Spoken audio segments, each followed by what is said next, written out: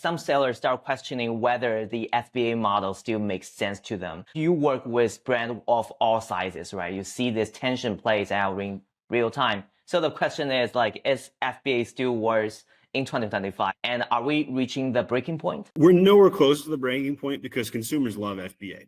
So if we tie this back into my customer avatar topic, what do customers want? Customers want low price items shipped to them as fast as possible. I am the number one target customer for Amazon. I'm wealthy and I buy everything on Amazon because they get it to me super fast. Great returns, easy process, and God bless the trash man that takes away all my brown boxes because I have so many brown boxes showing up at my house. I buy everything on Amazon. When I travel, when I go to another country, it is very difficult to source things. And it doesn't come in 2 days. Sometimes it comes in 7 to 14 days. And I'm very like, wow, I feel like I didn't know how good I had it back in the United States when I travel abroad and I can't find my like for example, in Cebu Island in the Philippines, you cannot find Crest toothpaste. It just does not exist. Colgate is everywhere, but you can't find Crest. And so consumers are trained that Amazon has everything. It's a one-stop shop and they want fast items and they want it frequently. So if you think that FBA fees going up is going to stop consumers from wanting FBA, newsflash, that's not going to happen. So what you will see is sellers get smarter. You might see sellers try and not use FBA and use their own warehouse. But here comes the next problem. How much does it cost to run a warehouse? Well, turns out a lot. It costs millions of dollars to run a warehouse. Yeah. So if you're a would-be million-dollar brand, can you afford a warehouse in 2025? No. Well, how many sellers make $1 million a year on Amazon in the United States? Survey says somewhere between 75,000 and 100,000 sellers in the United States make $1 million or more, depending on which source of data. Smart Scout, owned by Scott Needham, says 75,000 sellers. Other data sources say closer to 100, but somewhere in that range. So with that in mind, if you're $1 million brand, can you afford a warehouse? No. So inevitably, FBA will still exist. Now, if you're a $5 million brand, can you afford a warehouse? Maybe. If you're a $10 million brand, can you afford a warehouse? Yes, for sure. At 10 million, you could probably do it. So the size of a brand will allow you more access to make those sort of strategic decisions. But if we ask how many sellers are at 10 million or more, now we're going to drop down to like 5 to 10,000 brands on the Amazon platform are doing that kind of money. And by the way, we're excluding DTC and all non-Amazon sales when we have this discussion.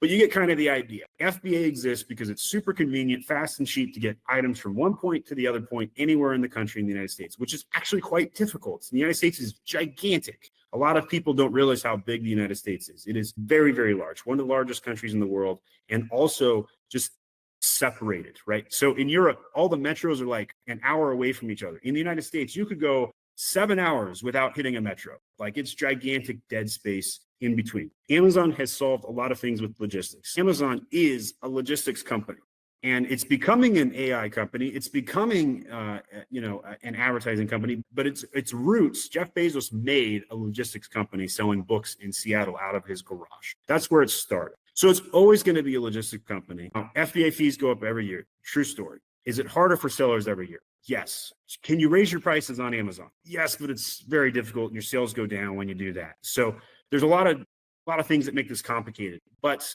the entrepreneur finds ways to solve for these things as efficiently as possible. And FBA is just too easy. It's way too easy. Walmart doesn't offer the same FBA services at the same rates because it's too difficult for them to pull it off. They tried. They even bought Jet. They couldn't integrate Jet into Walmart, and then they just kind of let it die off.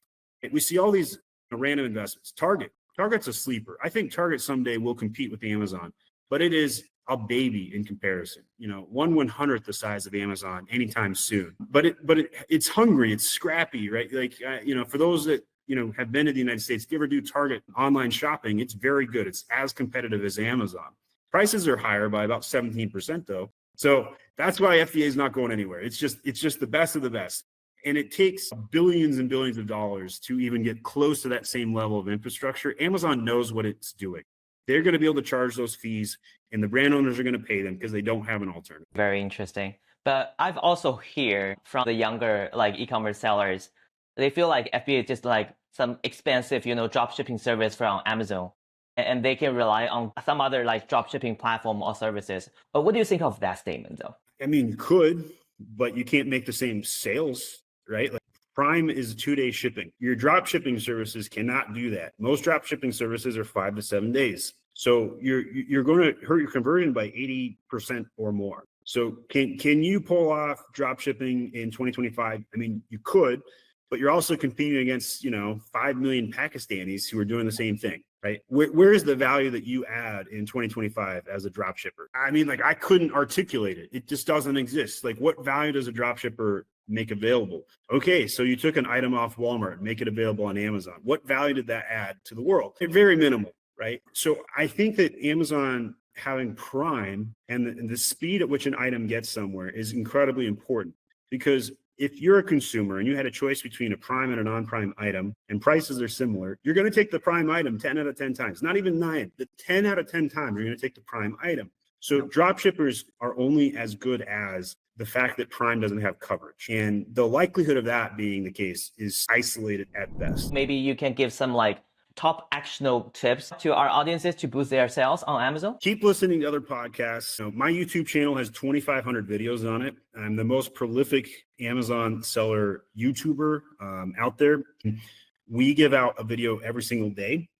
Keeping up to the know, posting, we have a news video that's really, so much news happening right now. It's moving so quick. The sellers cannot keep up. The brands cannot keep up with how many changes are happening with Amazon. So that's like number one tip I'd say to kind of add on to the end of our podcast. The second thing though, will surprise you. Stick to what you know. So sellers or brand owners need to stick to what they understand. If you are 20 years deep into sourcing products, stay there. Don't go try and learn something new. Use a partner for what you don't know and stick to what you understand. As a brand owner looking for your next product, should I launch bamboo dental floss or should I go launch ice picks? Well, if I've hiked Mount Everest before and I'm not a dentist, I should probably do ice picks. But if I'm a dentist who's overweight and has never used an ice pick, I should probably do bamboo floss. Stick to what you understand. If you are the target customer avatar, your chances of success are way bigger in selling to yourself because you understand yourself, right? Selling to yourself is so much easier. You know what you like. But if you're a 50-year-old male trying to launch the next beauty brand for 14-year-old girls, I'm sorry, but that's going to be a lot harder for you than being a dentist selling bamboo floss. So this advice should be comforting for most people because the longer you do something, the easier it gets. It's boring, but boring is what creates riches. I think the more boring your understanding is, the more routine it is, the better you're going to be at it, right? Some famous, guy that did karate would say, I do not fear the guy that knows 1,000 kicks. It's Bruce Lee or something, right? He said, I fear the guy that has done one kick 10,000 times. That's how you need to be as an Amazon seller in 2025 right now. You need to have that one kick mastered, not 7 kicks, one kick. Now, when you watch that single hen hatch and you go all in on that single hen, it's okay to dabble and create a couple more chicks on the side and have a couple other chickens running on the farm. But you better watch that hen and make sure that hen is growing and is well fed, because that hen is the one laying the eggs. Stick to what you know and understand. Best advice I'll give as a framework, philosophical side to business in nature. The advice I usually tell people is the best time to start is 10 years ago, but the next best time is today, just like planting a tree. You just have to get started somewhere and side hustling for a year before you quit your job. Totally recommend that. And then for the advanced sellers, it's very overwhelming. You don't know what to work on. There's 1,000 things you can do. And I try and narrow that down to the 2 or 3 things you should do each and every day. And it's typically related to growing traffic and conversion rates on your Amazon listing.